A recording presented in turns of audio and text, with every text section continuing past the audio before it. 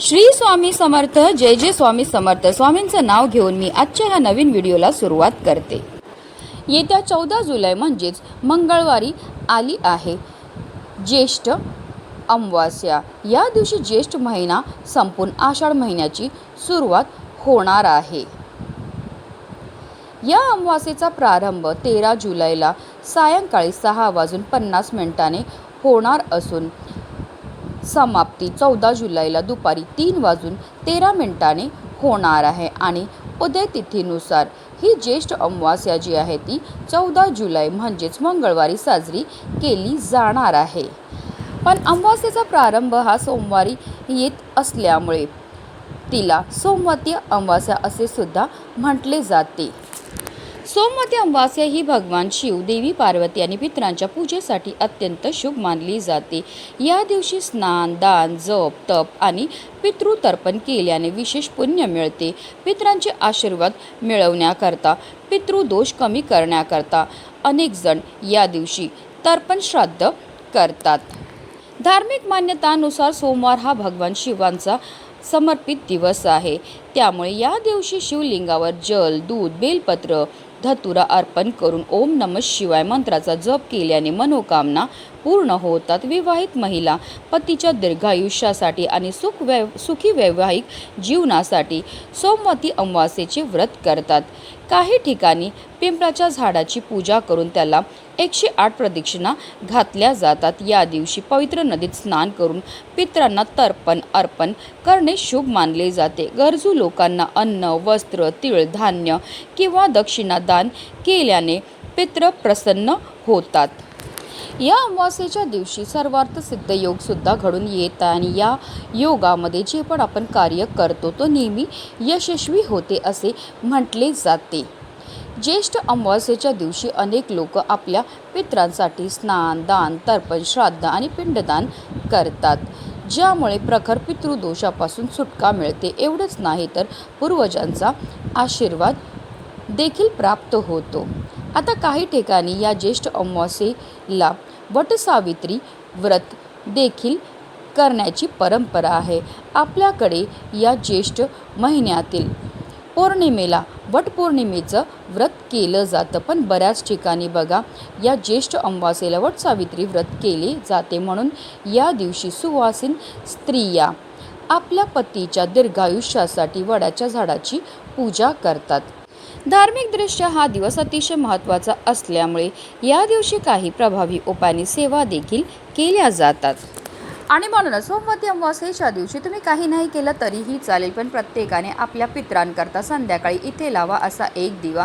हा दिवा लावल्यामुळे आपले पित्र आपल्यावर प्रसन्न होऊन आपल्याला ते सुखी संसाराचा आशीर्वाद देणार आहेत. फक्त 24 तासामध्ये आपल्या घरामध्ये असणारी जेवढी पण नकारात्मकता, इडापिडा, नजरबाधा, पितृदोष नष्ट होऊन आपल्या घराची, आपल्या मुलांची, आपल्या पतीची भरभरून अशी प्रगती होणार आहे. तर हा दिवा कुठे लावायचा आहे, कोणत्या वेळेत लावायचा आहे, त्याबद्दल सविस्तर आणि महत्त्वाची अशी माहिती मी तुम्हाला या व्हिडिओमध्ये देणार आहे. तर व्हिडिओ पूर्ण पहा. आणि जर तुम्ही माझ्या चॅनलवर नवीन असतील तर चॅनलला सबस्क्राईब करा आणि शेजारी बेल आयकॉनसुद्धा प्रेस करा, जेणेकरून तुम्हाला माझ्या नवनवीन व्हिडिओचं नोटिफिकेशन हे मिळत राहील आणि तुम्ही एक पण व्हिडिओ मिस करणार नाही. कमेंटमध्ये ओम पितृदेवाय नमः लिहायला विसरू नका. अमावास्येच्या दिवशी आकाशात चंद्र दिसत नाही. चंद्र हा मनाचा कारक मानला जातो आणि म्हणूनच अमावास्येला काही लोकांच्या मन हे चंचल होत असतं. अमावास्याचा त्यांच्यावर खोलवर परिणाम होत असतो आणि कधीकधी नकारात्मक शक्तींचा सुद्धा या लोकांवर प्रभाव पडतो. बऱ्याच लोकांना अमावास्या आली की भीती वाटते. त्यांना असं वाटतं की अमावास्येचा दिवस हा वाईट आहे, पण अमावास्याचं ही तिथी जी आहे ती अतिशय शुभ आहे. अमावास्येचा दिवस हा माता लक्ष्मीची आवर्जून पूजा केली जाते. त्याचबरोबर जर या दिवशी काही प्रभावी उपाय केले तर त्यामुळे निश्चितच आपल्या जीवनामध्ये असणारे जे सर्व दोष आहेत त्यापासून आपल्याला मुक्तता ही मिळत असते. आता हा उपाय आपल्याला कधी करायचा, तर हा उपाय आपल्याला संध्याकाळी 6 वाजल्यापासून 9:30ची जी वेळ असते ती माता लक्ष्मीची आगमनाची वेळ असते आणि त्यावेळेमध्ये जर आपण काही प्रभावी उपाय केले तर त्यामुळे माता लक्ष्मी आपल्यावर प्रसन्न होते आणि तिचं अखंड आगमन आपल्या घरामध्ये होत असतं. पण हा उपाय सुरू करायच्या अगोदर सर्वप्रथम आपल्याला देवघरामध्ये दिवा हा प्रज्वलित करून घ्यायचा आहे, कारण कोणतीही सेवा किंवा कोणताही उपाय जर आपण अग्नीच्या साक्षीने केला तर त्यामध्ये आपल्याला निश्चितच सफलता ही प्राप्त होत असते। यानंतर आपल्याला विधिवत देवपूजा ही करून घ्यायची आहे, मग लगेचच आपल्याला हा उपाय जो आहे तो करायचा आहे। आता हा उपाय करण्याकरता आपल्याला एक दिवा हा लागणार, पण हा दिवा जो आहे तो आपल्याला कणकेपासून तयार करायचा आहे, कारण सर्व दिव्यांमध्ये सर्वश्रेष्ठ दिवा हा कणकेचा मानला जातो। आपल्याला कणिक मळायचं आहे, मळताना त्यामध्ये आपल्याला थोडीशी हळद टाकायची आणि त्यापासून एक दिवा आपल्याला तयार करून घ्यायचा। आता या दिव्यामध्ये आपल्याला 2 वातीची 1 वात करून लांब वाती टाकायची आहे। अशा रीतीने आपल्याला 4 दिशेंना 4 लांब वाती ह्या टाकून घ्यायच्यात। अर्थात काय तर आपल्याला एक चौमुखी दिवा हा तयार करून घ्यायचा आहे। आता या दिव्यामध्ये आपल्याला मोहरीचं तेल किंवा तिळाचं तेल वापरायचं आहे। आता आपल्याला एक प्लेट घ्यायची आहे आणि प्लेटवर आपल्याला मूठभर तांदूळ ठेवायचे। त्या तांदळावर आपल्याला हा जो दिवा आपण तयार केलेला आहे तो प्रज्वलित करून ठेवायचा आहे। त्याचबरोबर आपल्याला एक ग्लासमध्ये पाणी घ्यायचं आहे। आता त्याचबरोबर 2 अगरबत्तीसुद्धा प्रज्वलित करून घ्यायच्यात। आता या तिन्ही वस्तू घेऊन आपल्याला आपल्या घरामध्येच दक्षिण दिशेला जायचं आहे। दक्षिण दिशा ही आपल्या पूर्वजांचं निवासस्थान मानलं जातं। तर या दिव्याला आपल्याला प्रज्वलित करून घेतलेला आहे तो आपल्याला तिथे ठेवायचं आहे। त्याचबरोबर एक ग्लासभर पाणी आणि 2 अगरबत्ती ज्या आहेत त्या आपल्याला दक्षिण दिशेलाच ठेवून घ्यायचे आहेत। आता तिथेच आपल्याला आसन घेऊन बसायचं आहे।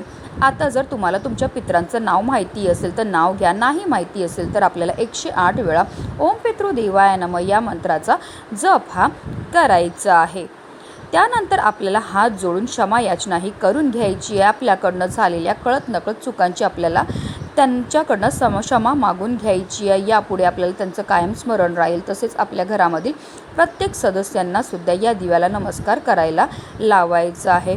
त्यांच्याकडून ओम पितृदेवाय नमः या मंत्राचा जपसुद्धा करून घ्यायचा आहे। असा हा दक्षिण दिशेला दिवा लावल्यामुळे आपले पितृ आपल्यावर प्रसन्न होतात आणि आपल्याला ते सुखी संसाराचा आशीर्वाद देत असतात। आता हा जो दिवा आहे तो दक्षिण दिशेला आपण प्रज्वलित केलेला आहे, तो संपूर्ण रात्रभर आपल्याला तिथेच ठेवायचा आहे।